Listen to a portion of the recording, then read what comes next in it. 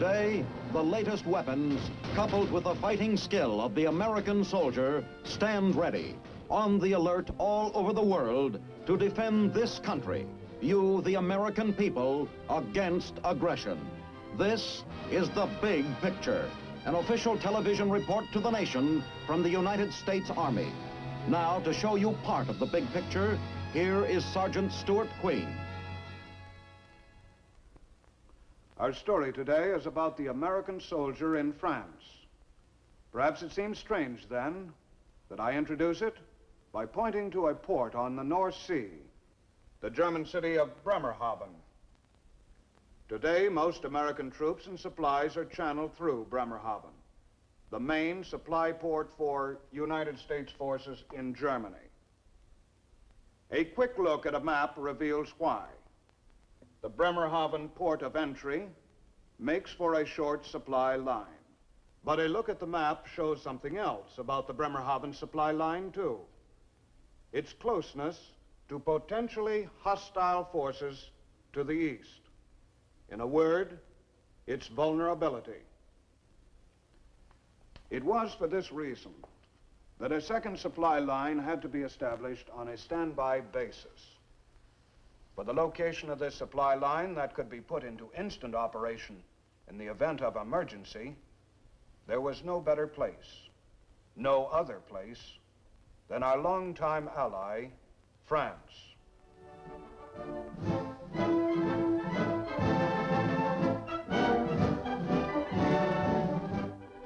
Five o'clock in the afternoon at a small military installation somewhere in France, into an ancient courtyard marches a company of American troops.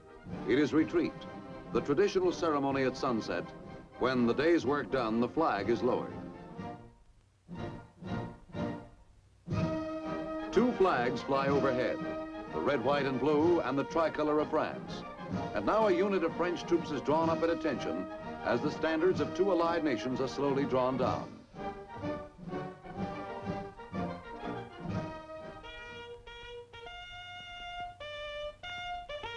The men standing at retreat in this courtyard know they are the standard bearers of a proud tradition that extends back through the years. For this is the third time United States servicemen are on active duty in France.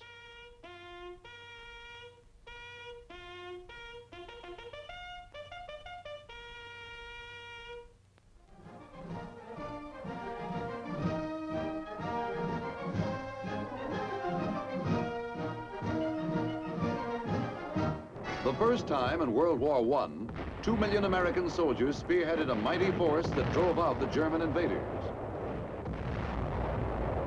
The second time, some 25 years later, again American soldiers fought and bled and died.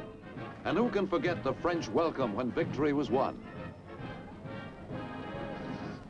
The elation of victory soon faded away, but the ruins were still there everywhere, grim mementos of the war years.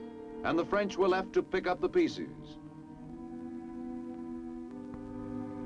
America helped. Through the Marshall Plan and other measures, food, machinery, and consumers' goods were sent across the seas in vast quantities. Things began to look up. Best of all, there was peace, and hope for more peace.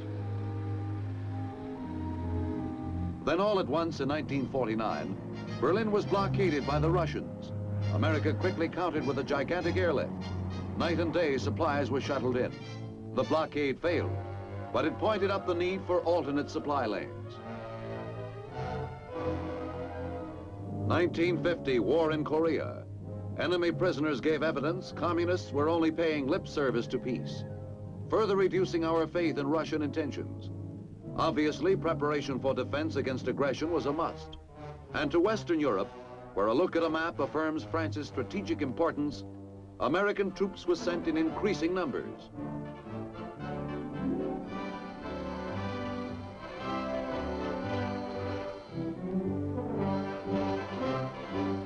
Many of them were sent to France.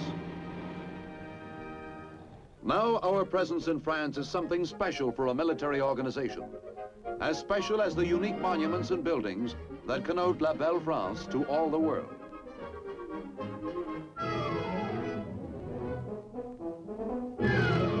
We are there somewhat like guests at a dinner table. The French are not a defeated people, and we are not an army of occupation.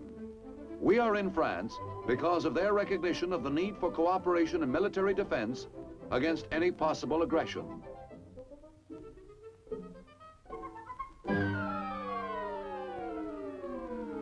All too many people think of France primarily in terms of the glittering nightlife of Paris. The pounding rhythms of the can-can, ooh la la, and Gay Paris. Perhaps the flash and dazzle tend to obscure for foreigners the real France. A great agricultural nation, where in many areas, fertile black loam farms extend as far as the eye can see. France is also an industrial leader. Even though wars have hindered the growth of her industries, French production records compare favorably with those of any other country. French skill working at French machinery represents an important element in the defense production program of the free nations today. And its national shipping industry ranks with the topmost, and a proud French name is borne by more than one Queen of the Sea.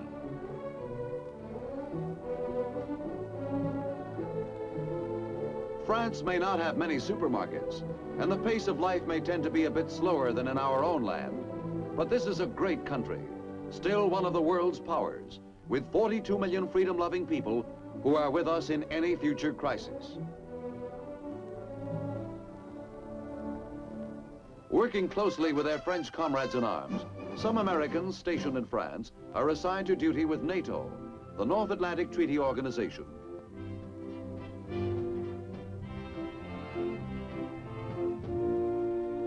But the bulk of American servicemen in France are attached to an organization known as COMZ, Communication Zone for United States Army in Europe. Headquarters are located in Orléans, about 70 miles south of Paris. With headquarters at Verdun, there is an advanced section in the northeastern part of France.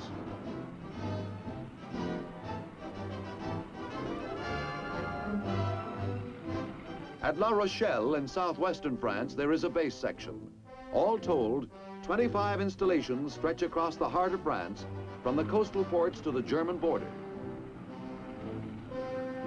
COMZ has one paramount mission, operating a supply line across France in support of U.S. combat forces in Germany. The task can be broken down into several functions: unloading supplies from ships that have crossed the ocean to French ports, storing supplies, everything the Army needs, and the modern Army needs just about everything. The supplies are stored snugly in sprawling depots, awaiting shipment eastward when needed.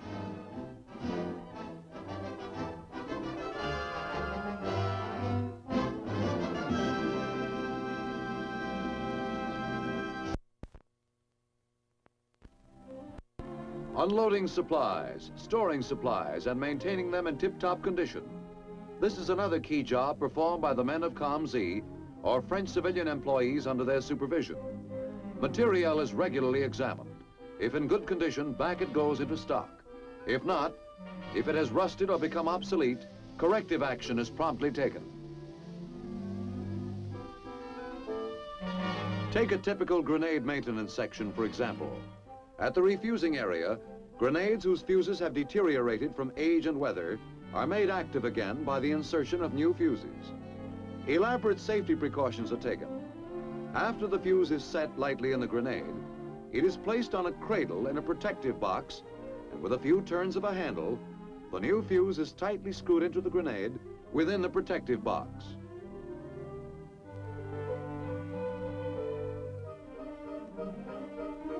After the grenades are reactivated, they will be sent to the other end of the shed for repacking. It is a tedious and tiring job where full concentration is a must. Maybe that's why the mid-morning coffee clutch offers such a welcome break.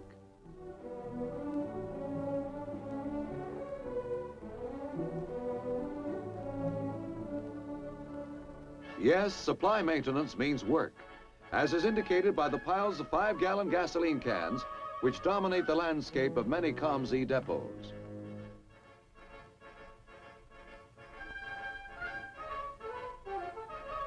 Gasoline is stored in cans, so quick deliveries to all units can be made in emergencies. In peacetime, however, the cans must be emptied because the gasoline is sent eastward by tanker. A lot of extra work to first fill, then empty the cans. But it all comes under the heading of a combat-ready army, which takes nothing for granted. Since gasoline is difficult to store for long periods of time and gradually loses its effectiveness in storage, a first-in, first-out system is closely followed.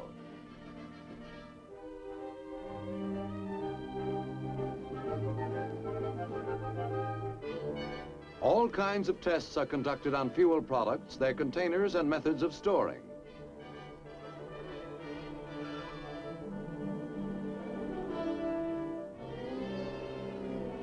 As a last step, the gasoline is poured carefully into the tanker bound for our forces in Germany.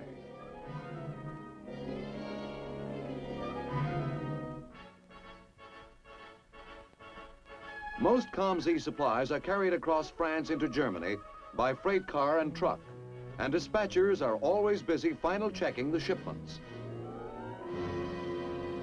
But pipelines are not ignored as a means of fuel transport. Under COMZ supervision, a pipeline has been laid from Saint-Nazaire on the west coast to Metz near the German border. It was a tough, wearisome job. Elaborate precautions were taken to protect the pipe, both on the inside and the outside. Multiply this effort by miles and miles of pipeline, and the enormity of the project comes through.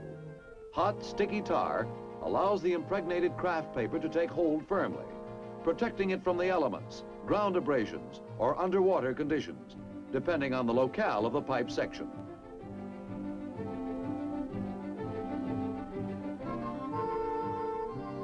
Sometimes the same job can be done much more efficiently by machine. And here's the same tar, the same paper, but so much easier now. As much as possible, COMZ pipe laying is in tune with today's spirit of automation. This giant primer can thoroughly clear 400 yards of pipe within a matter of minutes. Whatever the terrain, steep hills, swamps, city areas, or rivers, the pipeline is relentlessly pushed through, another channel in an assembly of supply lines to meet the needs of Western Europe's combat forces. An important aspect of the soldiers' activities comes under the heading of training. And training in France is often synonymous with a coined word, NODEX, New Offshore Discharge Exercises. NODEX is a training exercise that usually starts off at a briefing session where invited guests, NATO officers, civilian technicians, and key soldier personnel are informed of the specific problems of the exercise. In a shooting war, the use of ports and harbor facilities is often a luxury. That's the reason for NODEX operations, to train the COMZ organization to operate at various sites and discharge greatly increased tonnages without the use of fully developed port facilities.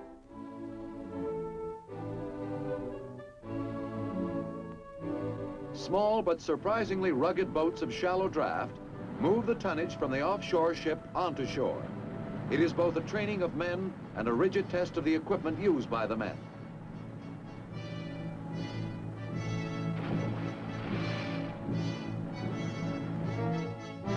On the basis of these NODEX operations, recommendations may be proposed for changes in both equipment design and training techniques.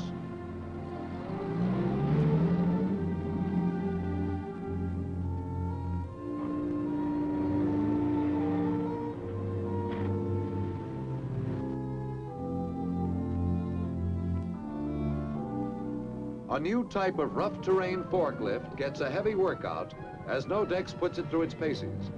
It's a rugged piece of equipment, but it also has a touch as light as a French souffle.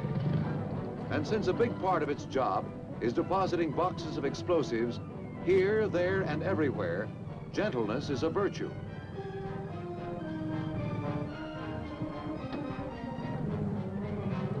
A very active form of locomotion in a NODEX exercise is the familiar duck.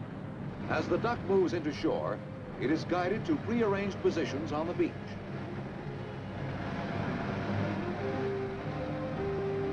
cranes stand ready to unload the cargo into a line of waiting trucks. The trucks will carry the cargo to the railhead in the area. A mountain of materiel and every bit of it accounted for. Nodex men are everywhere. They are on the ships, in the holds, or operating deck machinery. They move through the surf in ducks, LCUs, or LCMs. They pile crates in neat stacks.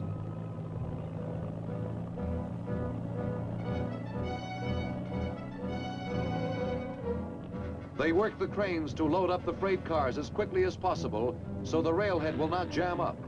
Yes, Nodex men are everywhere.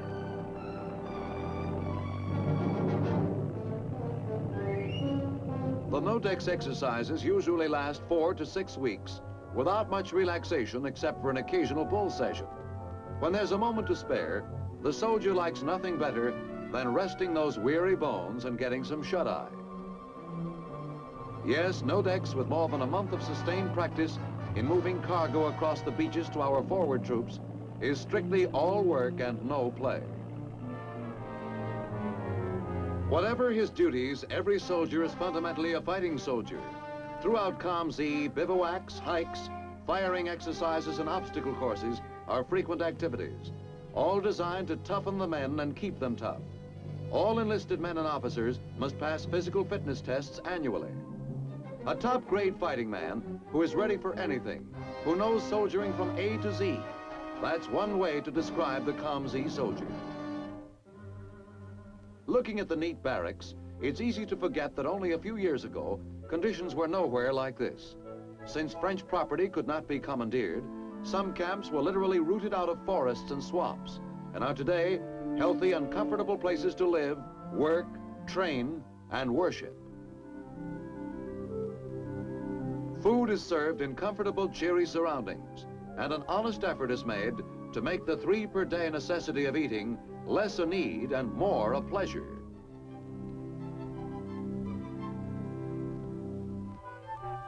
At Croix Chapeau, a COMZ installation in western France, one of the largest medical depots in Europe is being translated from the drawing board into action.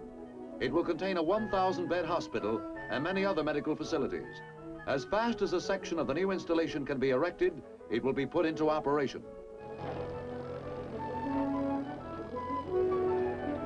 No stone is left unturned to meet the medical needs of soldiers and their dependents.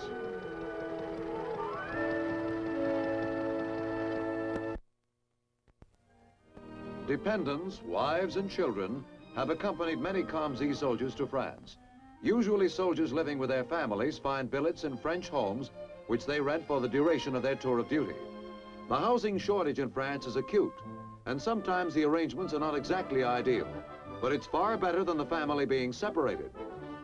The housing shortage affects the school situation too.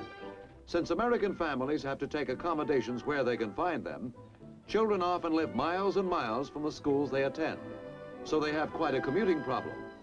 From the ambulances standing by, you might get the wrong impression. There's been no accident. Some of those French roads get mighty tight for an army bus, so ambulances serve to bring the kids back and forth. They're the cheeriest ambulance riders you've ever seen.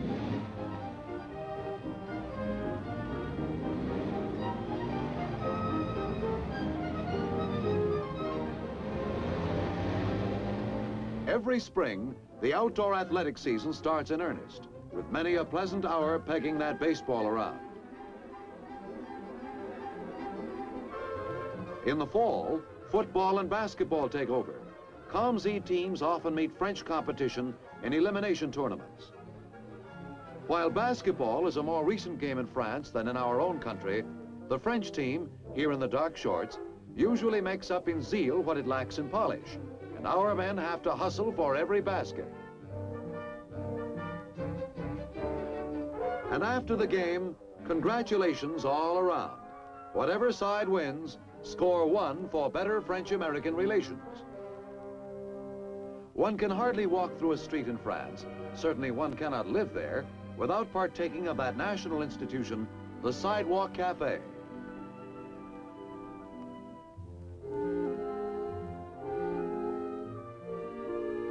After a day's work, soldiers may relax at a table, often with their wives, perhaps a date for the single men, and just watch the French world go by. By some strange coincidence that has something to do with money, payday is often the occasion when men begin to most enjoy off-duty time. First of all, they will usually explore points of interest near their duty stations. Places like a castle in Verdun, built in 1370, a castle on which the American Corps of Engineers modeled its famous insignia, worn proudly by so many American troops. Off-duty time may be spent in Orléans, a colorful city drenched in the stirring legend of Joan of Arc, the Maid of Orléans. The city is dotted with tributes to her memory. Go to Orléans on Joan of Arc Day. It's a kind of Mardi Gras and the 4th of July rolled into one. Off-duty Americans are in the crowd watching a festive parade, including a modern Joan of Arc.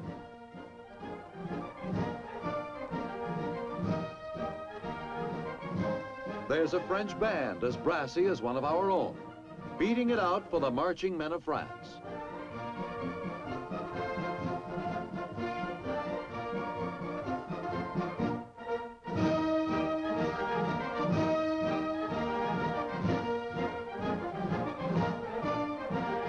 And now into the square comes an American unit, one very much on duty, here in a tribute to a great ally and a great day. All are silent as the Marseillaise rings forth throughout Orléans.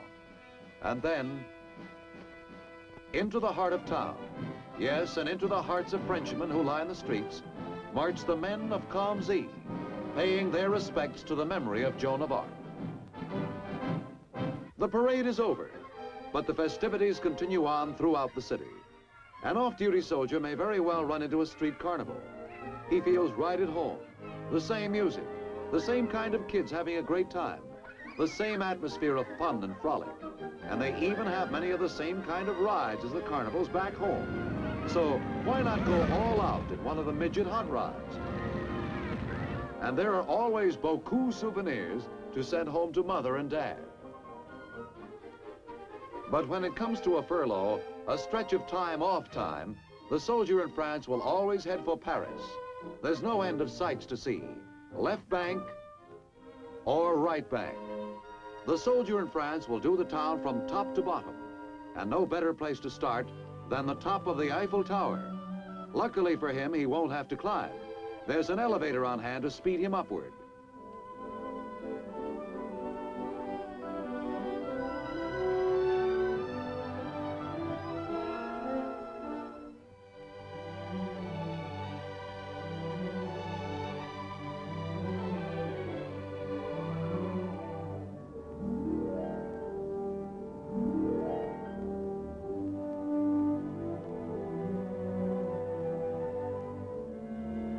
Going up, and as the elevator rises in the sky, you get a view through the framework of one of the world's most beautiful cities.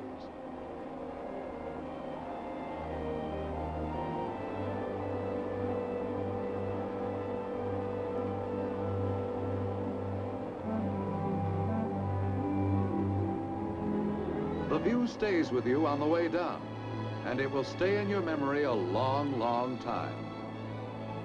Nearby, another sight familiar throughout the world, and the Comzy soldier on furlough wouldn't dream of passing it by. The Arch of Triumph, a monument to victory, a memorial to the men who died in its quest.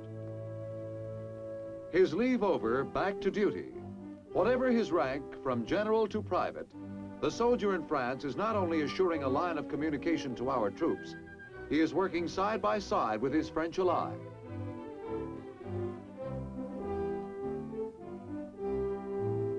He is friendly with the French, and the French are enemies to him.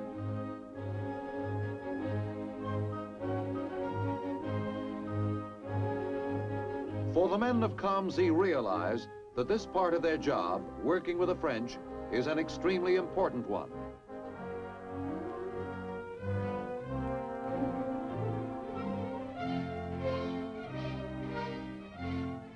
Toward that end, on commemorative occasions throughout the year, just as much a part of things as the speeches and the parade of troops moving down past the reviewing stands are the frequent exhibitions of American Army equipment and techniques, and French citizens are cordially invited.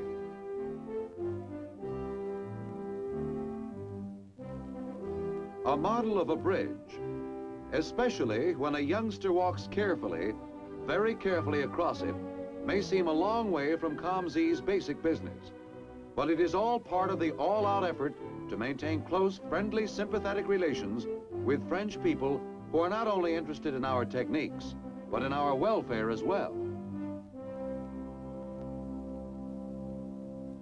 So that is why on many an American holiday, you will see Americans march proudly down the streets of a French town.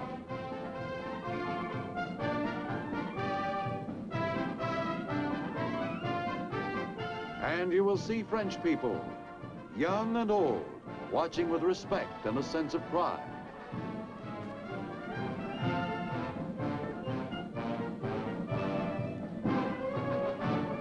Yes, they watch the men who man the supply lines, the men of COMZ, today's soldiers in France.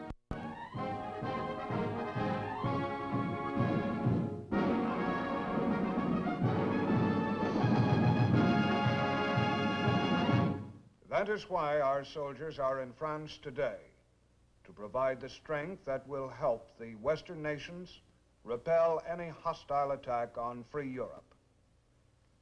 This is Sergeant Stuart Queen, inviting you to be with us again next week for another look at your Army in action on The Big Picture.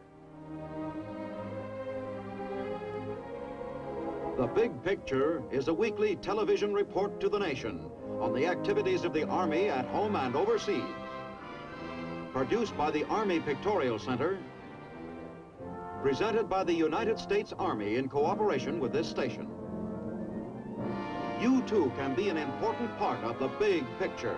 You can proudly serve with the best equipped, the best trained, the best fighting team in the world today, the United States Army.